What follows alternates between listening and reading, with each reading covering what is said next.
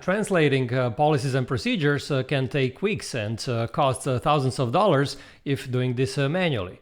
But with AI, you can actually translate the whole set of documents in under an hour, but you have to do it in the right way. So in this video, I'll show you some use cases, so situations in which it makes the most sense actually to use AI for translation. I'll also show you what are the 3 steps you need to take to translate the documents using AI in the proper way. I'll also share the screen and show you which tools are probably the best for these AI translations, and also which prompts I'm using for these activities. And I'll also explain you what are some limitations, so basically what activities cannot be performed by AI, which need actually to be performed by a human being. So after you watch this video, you'll have a clear idea on which AI translation tools you can use, and also what is the best method to use them for a high quality translation.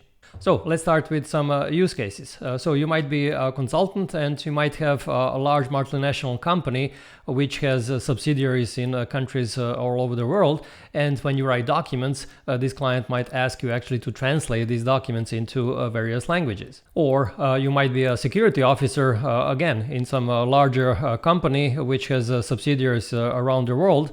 And again, you would have the same requirement to translate these documents for all of these local offices. Or you might be a company like Advisora, where I'm the CEO, where you actually have to translate the templates into various languages because this is one of your products that you want to sell worldwide. And in each of these cases, what you want to achieve is to actually reduce the time needed for translation, to reduce the cost, but to actually maintain the same level of quality as if this was translated by an expert. And to achieve this, you have to follow these 3 steps.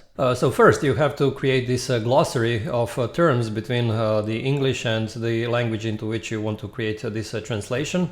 Second, you need to use some kind of an AI-powered translation software to translate this document using the glossary that you have created in the first step.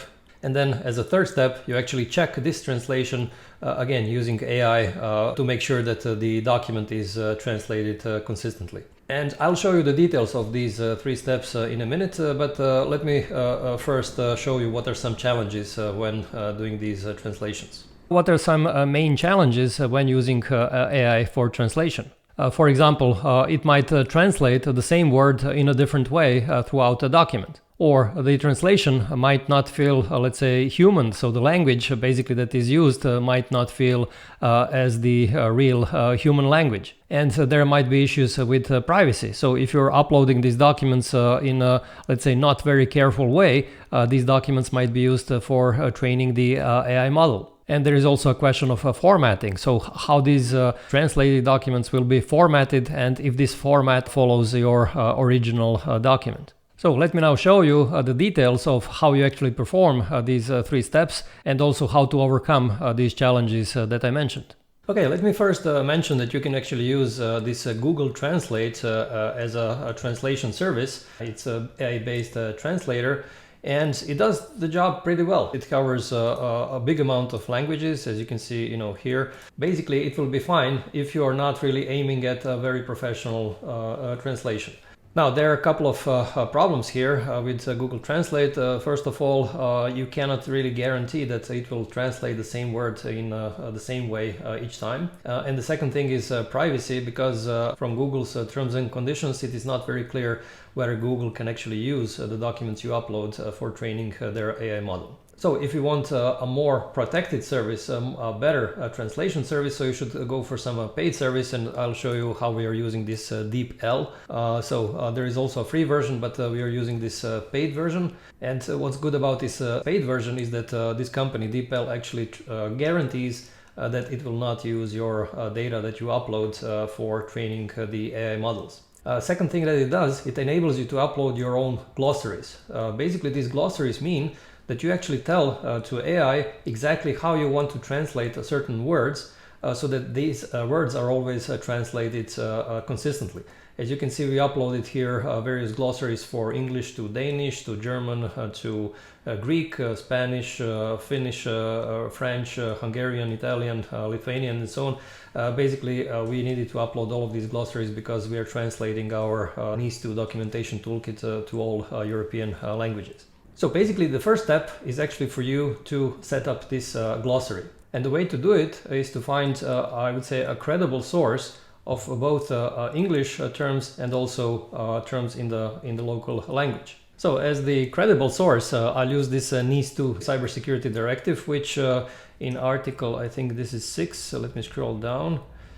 Yeah, Article 6 definitions. It basically defines various terms in English language, like network information systems, security of network information systems, cybersecurity, and so on. And since I want to create an Italian translation, I'll also have to find a related Italian document, which was original in Italian, which defines more or less similar terms. So for that purpose, I'll take this Italian NIS2 law, which was based on this NIS2 directive. So these two documents are aligned. So you can see here this text of the original of the NIS2 law in Italy.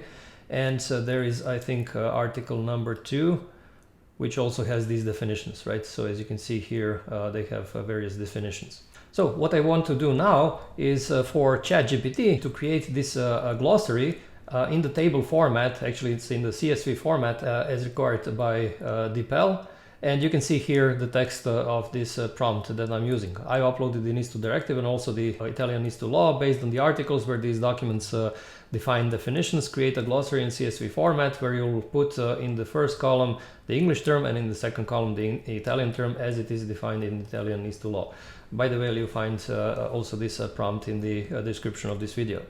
Now, before I move on, I also wanted to show you that you should actually set this privacy setting here in ChatGPT. When you go for settings, you actually have to make sure in this data controls that you set this to off. So improve the model for everyone. Off means that you're not allowing this data to be used for training the AI model. Okay, so I uploaded these files, created the prompt, click enter, and now it will actually create this CSV for me. Okay, now that it's done, you can actually see the result. Basically, it says that it created this CSV glossary. Here we have this area where it shows what it has done. And it basically explained what it did. So basically what it included, what it excluded. Now the problem is that only I cannot download this into CSV. So what I did, I actually created another prompt. Please create a CSV file that I can download. And then actually it created this link for me to download the file. When I open the file, this is how it looks like now. So from what I see, it actually did a very good job. It actually specified very good all the entries. Okay, except this one. So vulnerability, it should be something else. So I would actually have to double check how the vulnerability is spelled directly in Italian. Other than this, I think it did a very good job here. Okay, and then the next step is actually for me to upload this glossary here into DeepL. We already uploaded this glossary for Italian language previously, so I'm not going to upload it again now. And then I upload the document that I want to translate it into this particular language. So I have the English document and I set the Italian as a targeted language. And then I click OK and basically start the translation. And it will take a while. It will take a couple of minutes for it to translate. And so now that it's done, I can actually download it and open this document in Word format.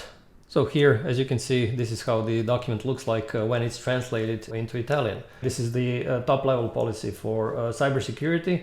And as you can see, the formatting is very good. I mean, it follows really the English original very good. It's also pretty good, I would say, in all the other aspects. All the comments are positioned properly. Now, I couldn't really say whether the translation itself is very good. And for that purpose, again, I'm going to use a ChatGPT actually to verify if this document was translated consistently. So the first step was to set up the glossary. The second step was actually to translate the document in DeepL. And then the third step is to check or verify through ChatGPT if the translation was consistent. So for this third step, I'm back again to ChatGPT, and here I have written the following prompt. I have uploaded the content of a Word document in English and its Italian translation. For the Italian translation, do the following: verify that grammatical forms are used correctly, analyze if the terminology is used consistently, and compare it with the English original and specify what inconsistencies exist. And then a couple of rules just to make sure that it works right. I uploaded this Italian law, I uploaded this Italian translation here, and the English original. So let's see how it works. So as you can see, it provided a couple of corrections here. So for example, for the title of the document, it made some corrections and provided the reason. Also for these sections, as you can see, there are a couple of corrections that it made in the document. So let's see some other things that it suggested. As you can see, quite many of them.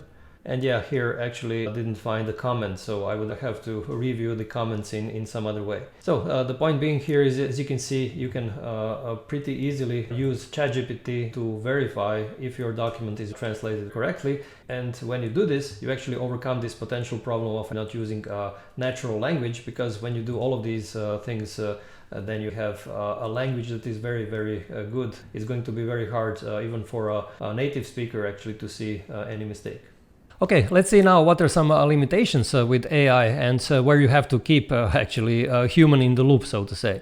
First of all, you have to pick very carefully which documents you are using to create this initial glossary. Then in this review phase, you have to keep a very critical mind where you actually get these suggestions on how to improve translations, because these suggestions might not be, let's say, the most appropriate every time. And finally, as I mentioned before, you have to make sure that you check actually this option in ChatGPT or some other tools that you're using, that they are not actually using your documents for training their AI model. Okay, I hope this was helpful, and let me know in the comments below if you have any questions on how to use AI for translation, and I'll get back to you as soon as I can. And see you also in my next video where I explain how to use AI to get reliable answers from AI for particular standards. And if you like this video, please give it a thumbs up, and you can also subscribe to my YouTube channel not to miss any of my new videos. And I publish videos about cybersecurity and AI governance and compliance every week. Thanks for watching.